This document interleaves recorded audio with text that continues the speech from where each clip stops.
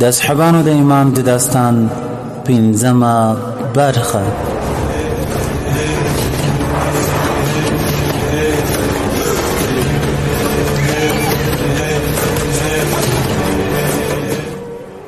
د فتوح الشام د پښتو ژباړې د اصحابانو د ایمان داستان محترمو او درنو اوریدونکو،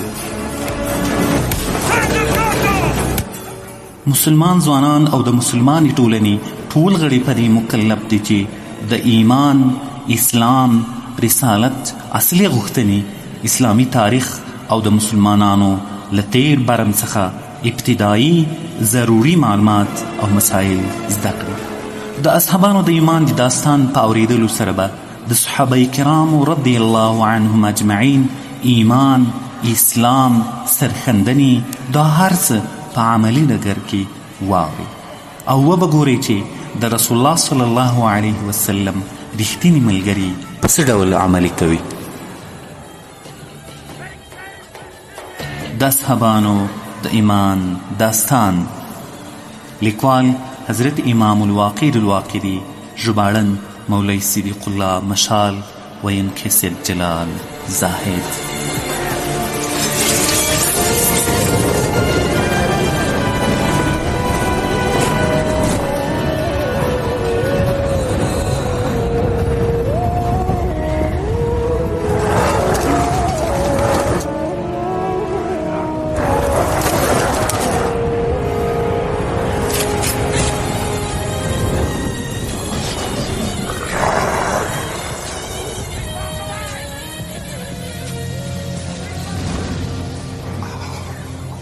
بسم الله الرحمن الرحیم. د اصحابانو د ایمان داستان پنځمې برخې محترم اوریدونکو، السلام علیکم ورحمت الله. په دې هیله چې روغ جوړ، صحتمند او خوشحاله به یاستئ، په ورځنیو کارونو کې به کامیاب او بریالي یاستئ. محترم اوریدونکو، موږ په تېره څلورمه برخه کې دا واورېدل چې مسلمانانو له رومي جنګیالیو له رومیانو څخه جګړه وګټله او بالاخره 15,000 شاوخوا د رومیانو عسکر ووژل شول او همداسې 130 نفره د مسلمان جنګیالي شهیدان شول او په دې امر وکړ چې خپل شهیدان د رومیانو له مړو څخه رابیل کړي. دوی 130 شهیدان رابیل کړه چې یو هم پکې سعید بن خالد رضی الله تعالی عنه. ښه، پنځمه برخه له همدې ځایه شروع کوو. امر چې کله دی ولید او د سر زخمو ته یې وکتل، ویې ژړل او ویې ویل ای خدای جل جلاله دې وبخه، تا د دین خپرېدل غوښتل او حق دې ادا کړ. وروسته یې د نورو شهیدانو تر څنګ ده ته هم منځ ورکړ او د ښخولو امر یې وکړ.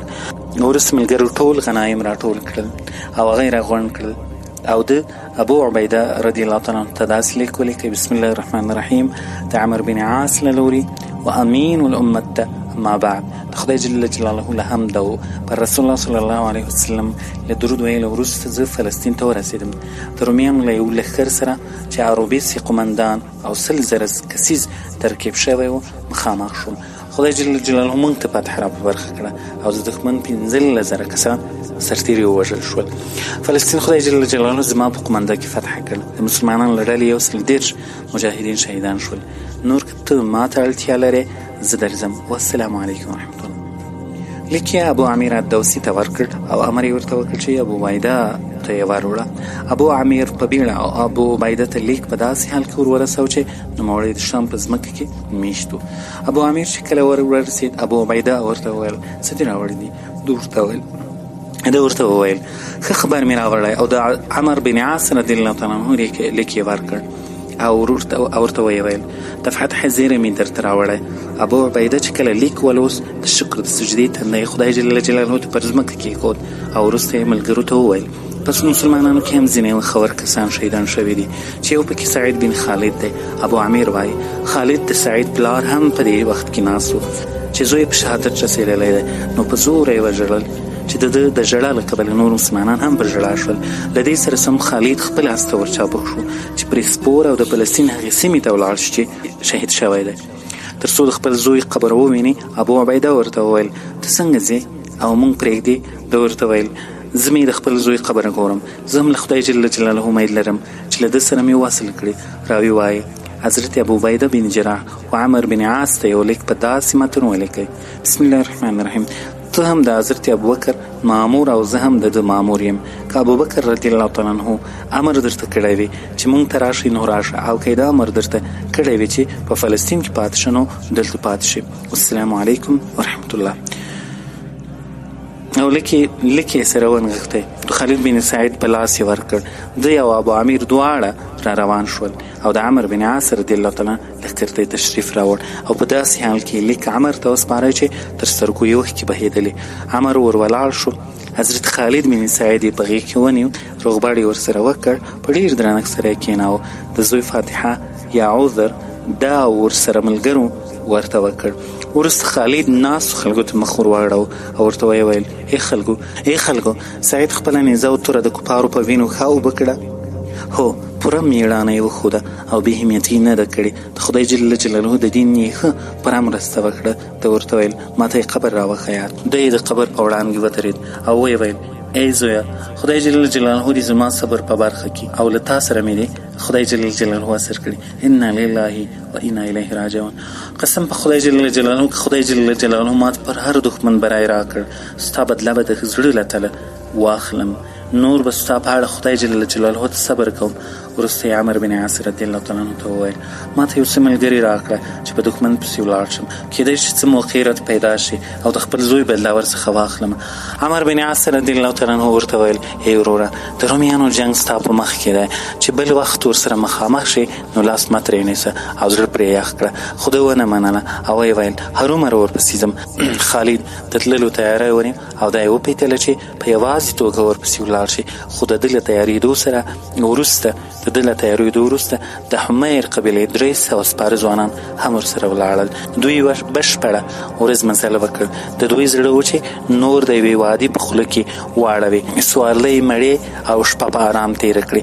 خو خالد بن سعید د غره سر ته وکتل او هلته یې د جګ غره په څوکه کې تور سیوری ولید. ملګرو ته یې وویل: زه د غره په سر کې تور سیوری وینم او موږ هم په ډېر خطرناک ځای کې، تاسو دلته آرام شئ، زه به یې درک وکړم. لاس څخه کوز شو، توره یې پر غاړه کړه، څادر یې واغوست. وروسته یې ملګرو ته وویل: دښمن په موږ خبر نه ده، که نه دلته نه پاتې کېدل. په تاسو کې څوک قربانۍ ته تیار دي او زما پیروي کوي؟ ټولو ورته ویل: موږ ستا امر ته غاړه ایښي. په غره ور وختل چې کله پر دښمن ورښکاره شول، خالد بن سعید غږ وکړ او ویې ویل: خدای جل جلاله دې بری درکړي، برید ورباندې وکړئ. له برید وروسته یې 30 نفره ورڅخه ووژل او 4 تنه یې ورڅخه اسیران کړل. خالد بن سعید پوښتنې ورڅخه وکړې. دوی په اصل کې د شام او ویې ویل: موږ هم دلته اوسېږو او د دې سیمې کروندګر یو. موږ چې کله د عربو په تګ راتګ خبر شو ډېر وویرېدو او دا خبره ډېره زړه دردونکې وه. زموږ ډېرې کورنۍ کلاو او خوندي ځایونو ته نقل شوې او موږ د همدې غره په سر کې ځان خوندي محسوس کړ او زموږ په کلي کې تر دې خوندي بل ځای نه و، نو ځکه موږ ورته راوختلو او تاسو راپسې راغلاست. خالد ورته ویل: د روم لښکر په اړه کوم معلومات لرئ؟ دوی ورته ویل: هغوی په ارجنټاین کې دي. د دوی قمندان موږ ته راغلی و چې خوراکات شومه او ضروري شیان خپل لښکر ته یوسي. موږ چارپیان، خره او قچري هم ورته پیدا کړې چې بارونه ورباندې یوسي او د عربو ویره ډېره پرې غالبه وه. دا د دوی خبره ده او کېدای شي نن په کوچېدلې وي. خالد بن سعید چې کله د دوی خبرې واورېدې ویې ویل: د کعبې په څښتن مې د قسم وي، دا د مسلمانانو لپاره یوه په زړه پورې موقع ده. او وروسته یې وویل: خدای جل جلاله ته موږ ته د دوی په مقابل کې بری را په برخه کړې. او له اسیرانو نه یې وپوښتل چې دوی پر کومه لار تلونکي دي. هغوی ورته وویل: پر همدې لار چې تاسو پرې روان یاست، د دوی هم دا خط سیر دی، ځکه دا تر ټولو ستره عوامه لار ده او خوراکه دوی له شاوخوا خورو کلیو څخه راجمع کوي. خالد بن سعید چې کله د دوی خبرې واورېدې نو یې وروستنی وړاندیز ورته وکړ او ورته ویې ویل: تاسو اسلام ومنئ، موږ به مو آزاد کړو. دوی ورته وویل: موږ د صلیب له دینه پرته بل دین نه پیژنو او زموږ دین تر هر شی ډېر برتر ده. خالد بن سعید وغوښتل چې سرونه ورڅخه غوڅ کړي، خو یو ملګري غږ ورباندې وکړ: مه یې وژنه، دوی به موږ ته د لښکر توښه راوښیي. دوی هم دا خبره ورسره خوښه کړه او د یوې غونډۍ لور ته یې رهبري کړه. دوی چې ورورسېدل ویل چې محلي خلک بارونه تړي او باروي. 6 سوه زغره لرونکي عسکر هم ورسره دي. خالد چې کله دوی ولیدل خپلو ملګرو ته یې وویل تاسو پوه شئ چې خدای جل جلاله له تاسو سره پر هر دښمن باندې د بري وعده کړې، پر تاسو جهاد فرض کړی، دا د دښمن لښکر ستاسو په وړاندې ښکارېږي، د خدای جل جلاله ثوابونه حاصل کړئ. او دا آیت په غوږ کې ونیسئ چې خدای جل جلاله فرمایي إن الله يحب الذين يقاتلون في سبيله صفا كأنهم بنيان مرصوص. ژباړه: د الله خو هغه خلک خوښ دي چې د هغه په لار کې په داسې شان صف تړلې جنګېږي چې ګواکې هغوی یو محکم کړل شوی دیوال دی. زه اوس برید ورباندې کوم، تاسو هم برید ورباندې وکړئ او سره بیلیږئ به نه. حضرت خالد او ملګرو پر غلیم برید وکړ. راوي وایي د دښمن ډلې چې کله موږ ولیدل د سیمې خلک چې له چرګویانو سره وو هغه وتښتېدل او سپرو یو څه وخت مقاومت وکړ. خو ذوالکلال حمیري خپلو ملګرو ته دلاوري ورکړه او ورته ویې ویل ای د حمید ځوانانو، د جنت دروازې درته خلاصې دي، د جنت حورو درته ځانونه سینګار کړي او ستاسو د ورتللو شیبې څاري. په دې وخت کې د دښمن له لوري یو شخص په کډې کې ولید. صلاح او حیثیت یې معلوم شو. خالد بن سعید د هغه لور ته روان شو او د تکبیر نارې ورباندې وکړې او ویې ویل اوس به د خپل زوی سعید انتقام واخلم او د تیرو نیزو وارونه یې ورباندې وکړل او ویې واژه او لکه د اوسپنې برج په ځمکه راپرېوت او له دې سره یو ځای ټولو مجاهدینو پر دښمن برید وکړ. دوی چې کله د خپل قمندان مړی ولید زړه یې واچاوه او د جنګ له میدان څخه یې پښې سپکې کړې او د جګړې پر ډګر یې 300 تنه په وینو کې لت پت پاتې شول او نور یې په تیښته بریالي شول. خالد بن سعید نور د سیمې په خلکو پسې نه ولاړی او له غنیمت او خوراکي توکو سره عمر بن عاص رضی الله تعالی عنه ته راوګرځېد. نوموړی د دوی په بري ډېر خوښ او د دوی د کارنامو ستاینه یې وکړه او حضرت ابوبکر صدیق رضی الله تعالی عنه ته یو لیک ولیکئ او د تیرو خاطرو یادونه یې ورته وکړه. لیک یې ابو عامر الدوسي ته ورکړ. نوموړی لیک مدینې منورې ته راوړ او حضرت ابوبکر صدیق رضی الله تعالی عنه ته یې ورکړ. نوموړی چې کله مسلمانانو ته د لیک متن ولوست دوی ډېر پرې خوشحاله شول او د تکبیر نارې د شکر د ادا کولو په منظور اسمان ته پورته شوې. وروسته حضرت ابوبکر له ابو عامر څخه د ابو عبیده په اړه پوښتنې وکړې. ابو عامر ورته وویل هغوی هم شام ته لنډ پړاو اچولی او تر اوسه یې د ننوتلو تکل نه درلود ځکه دوی ته خبر را رسېدلی و چې د حریق البشمیل لښکرې د اجنادین لخوا مخ پر شام را روانې دي. له ده سره ویره وه چې دښمن مو محاصره نه کړي.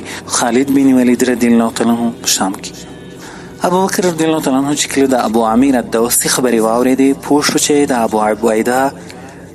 چې د ابو عبیده زړه نرم ده او د رومیانو د جګړې لپاره وړ شخص نه ده. نو عزم یې وکړ چې خالد بن ولید ته یې لیک واستوي او د مسلمانانو د لښکر عمومي قمانده ورته وسپاري. نوموړی په دې اړه د مسلمانانو څخه مشوره وغوښته. د هغو ځواب دا و چې زموږ ستا رایه تایید ده. د په دې متن سره یو لیک ولیکئ. بسم الله الرحمن الرحیم. د عبدالله عتیق بن ابي قحافه للوري وخالد بن ولید ته السلام علیکم ورحمت الله وبرکاته. اما بعد لحمد صلات او نیکو هیله وروسته ما ته د مسلمانانو د لښکر عمومي قماندان او له رومیانو سره د جګړې سپه سالار ټاکلی. د خدای جل جلاله امر ته غاړه ښوونکی شه او د ده له دښمنانو سره په زړه پورې جګړه وکړه او له هغو اشخاصو څخه ښه چې په رښتیني ډول له خدای جل جلاله په لاره کې جهاد کوي او ورسره یې دا آیات ولیکئ. يا أيها الذين آمنوا هل أدلكم على تجارة تنجيكم من عذاب أليم. ژباړه: ای مؤمنانو آیا تاسو ته زه هغه تجارت وښیم چې له دردناک عذاب څخه مو وژغوري. أعوذ بالله من الشيطان الرجيم. يا أيها الذين آمنوا هل أدلكم على تجارة تنجيكم من عذاب أليم. الصف 11 آیات. ترجمه: ای هغه کسانو چې ایمان مو راوړی دی آیا تاسو ته ونه ښیم داسې تجارت چې تاسې له دردونکي عذاب څخه وژغوري. ما ته پر ابو عبیده باندې امیر وټاکلی. لیک یې نجم الکناني ته ورکړ. هغه پر خپل اسپور شو او مخ د عراق په لورې پونده کړه. هلته له خالد بن ولید رضی الله سره په داسې وخت کې مخامخ شو چې هغه ته د قادسیې فتح حاصله شوې وه. هغه له ویلو وروسته وویل برغبرګو سترګو مې د خدای جل جلاله او د هغه د خلیفه امر منظور ده. نوموړي حضرت ابو عبیده ته لیک واستاوه او په لیک کې د ده د عزل او شام ته د خپل ورتګ خبره ولیکله او له ده څخه یې وغوښتل چې زه ابوبکر د اسلامي جنګیالي قومندان ټاکلی او چې زه درځم تر هغه له ځایه مخ وره. لیک یې عامر بن طفیل ته ورکړ. دا یو ستر اتل و. هغه لیک ور واخیسته او مخ د شام پر لور روان شو. خو خالد رضی الله تعالی عنه چې کله سماوه نومې سیمې ته ورسېد ویې ویل سیمې ته مونږ باید له ډېر اوبو سره داخل شو ځکه سیمه وچه ده، زموږ لښکر زیات ده او اوبه راسره لږ دي. دا به څنګه کېږي؟ رافع بن عامر الطائي وویل زه یو لاره درته ښودلی شم که عمل ورباندې وکړئ. ده ورته وویل خدای جل جلاله دې تا د خیر او ښېګڼې لاره در وښیي چې په عملي کولو کې زموږ خیر وي، موږ یې حتما منلو ته تیار یو. رافع 10 اوښان 2 ورځې تږي کړل او بیا یې اوبو ته راوصل. چې کله اوبه شول خولې یې کلکې ور وتړلې، وروسته دوی پر خپلو سوارلیو سپاره شول او ګړندي یون یې پیل کړ. پر هر پړاو چې به یې واړول د 10 اوښان نسونه به یې ورڅیرې کړل او اوبه به یې د چمړۍ په یو جوړ شوي حوض کې تویولې چې سړې به شوې. بیا به یې آسونه او څاروي ور ایله کول او هغوی به څښلې. د اوښانو غوښې به دوی خوړی ان چې اوښان ختم او اوبه به خلاص شوې. 2 پړاوه یې په تنده هم لنډ کړل، خو بالاخره حضرت خالد او ورسره ملګري د هلاکت د پاڼ پر سر ودرېدل. حضرت خالد رضی الله تعالی عنه رافع بن عامر ته وویل ای رافع نور خو له مرګ سره مخامخ شول، اوس د اوبو یو چاره درته معلومه ده او که نه؟ امام واقدي رحمه الله وایي رافع بن عامر د سترګو په خوږ وخت شوی و. خالد بن ولید ته یې وویل ته وینې چې زه د سترګو په رنځ اخته یم، تاسو پسته ځمکه پیدا کړئ، ما پرې خبر کړئ. مسلمانانو چې کله نرمه او پسته ځمکه ولیده ده ته یې خبر ورکړ. د له سترګو څخه د بګړۍ پلو پورته کړ، شاوخوا یې سوارلۍ وځغلوله، خلک له شا ورپسې وو. نوموړي د پلیو یوه ونه پیدا کړه، ده او ورسره مسلمانان تکبیر نارې ووهلې او وروسته ده ورته ویل دا ځمکه وکندئ، دلته اوبه شته. مجاهدینو چې کله ځمکه وکندله یو دریاب اوبه یې ومندلې. مسلمانانو دلته ورباندې واړول. لومړی یې د خدای جل جلاله او بیا د رافع شکریا وویله، خپل ځانونه او حیوانات یې اوبه کړل. وروسته د هغو ملګرو په لټه کې شول چې له دوی څخه پاتې شوي وو او هغوی هم اوبو ته نږدې وو. هغوی یې هم اوبه کړل. دا شپه تېره شوه. بلې ورځې بیا ښه ګړندی سفر وکړ. ارکته رسېدو ته یو پړاو پاتې شو. دوی په سفر روانو. یو شنه او آباد غونډۍ ولیده چې شاوخوا یې اوښان او رمې ګرځېدلې او د ځمکې سر یې اخیستی و. مسلمانان د غونډۍ خواته ورچابک شول. ویې لیدل چې یوه شپانه شراب خوړلي او څنګ ته یو عرب تړلی پروت دی. دوی چې ورته راړن شول دا تړلی عرب امیر بن طفیل د خالد استازی دی. خالد بن ولید تیز ورغی. چې کله امیر بن طفیل ولید حضرت خالد په خندنۍ لهجه ورته ویل ای د طفیل زویه څنګه بندي شوی؟ امیر ورته ویل ای امیره زه ډېر ستړی او تږی شوی وم. په دې غونډۍ کې د دې قوم خواته راغلم او دا شپون مې ولید. د دې په نیت ورغلم چې څه شیدې راباندې وڅښي، خو ده شراب څښل. ما ورته ویل ای د خدای جل جلاله دښمنه ته حرام شراب څښې. ده راته وویل ای باداره دا شراب نه بلکې سپینې اوبه دي، ته راکوز شه او ژۍ بوی کړه. که شراب و بیا چې د څه زړه غواړي هغه وکړه. ما چې کله د ده خبره واورېده له خپل آس څخه راکوز شوم او پر 2 تله ورته کېناستم. یو ناڅاپه یې پر سر پر هغه لرګي ووهلم چې څنګ ته یې پروت و. زما سر سخت خوږ شو او وولیدم. ده په ډېرې چالاکۍ سره زما لاسونه تر شا راوتړل او بیا پښې هم کلکې راوتړلې او راته ویې ویل زه دا ګمان کوم چې ته د محمد بن عبدالله له ملګرو څخه یې. تر څو چې زما بادار د ملک درباره راستون شوی نه وي تر هغو پورې دې کله پرېږدم. ما ورته وویل ستا بادار څوک ده؟ ده راته ویل قداه بن وایله. زه له دې غلام سره تړلی وم. هر وخت چې به یې شراب وڅښل د شراب خیرې به یې پر ما توی کړې. خالد بن ولید چې کله د امیر خبرې واورېدې د غصې اور یې په زړه کې ژبغړاندې لمبې وکړې او پر شپانۍ حمله وکړه. سر یې ورڅخه غوڅ کړ. اوښان او څاروي مسلمانانو د غنیمت په ډول له ځان سره یوړل. امیر یې خلاص کړ او ورته ویې ویل ای امیره لیک دې څه کړ؟ ده ورته ویل ای امیره زما د بګړۍ په ول کې خوندي پروت دی او غلام راڅخه ونه لید. خالد بن ولید ورته ویل ای امیره زه خپل لیک ورسوه، خدای جل جلاله دې حفاظت وکړه. امیر بن طفیل د شام لور ته وکوچېد. حضرت خالد رضی الله هم له دې ځایه څخه وکوچېد او په ارکه نوې ځای کې یې واړول. له عراقه د راتلونکو لپاره دا ډېر د امن ځای و او مسؤل هم د هرقل یو فوجي قومندان و.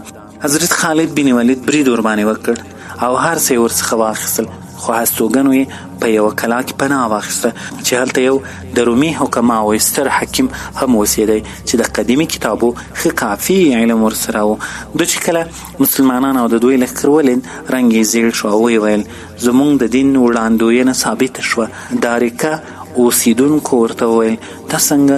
ده ورته وویل له ما سره یوه وړه غوندې رساله شته چې د دې قوم تذکر پکې شته او دا یې پکې لیکلي چې د دې خلکو له سپرو سره چې کوم لومړی بیرغ راڅرګند شي منصور ده او بری به حاصلوي. د رومیانو د هلاکت شپې را رسېدلې.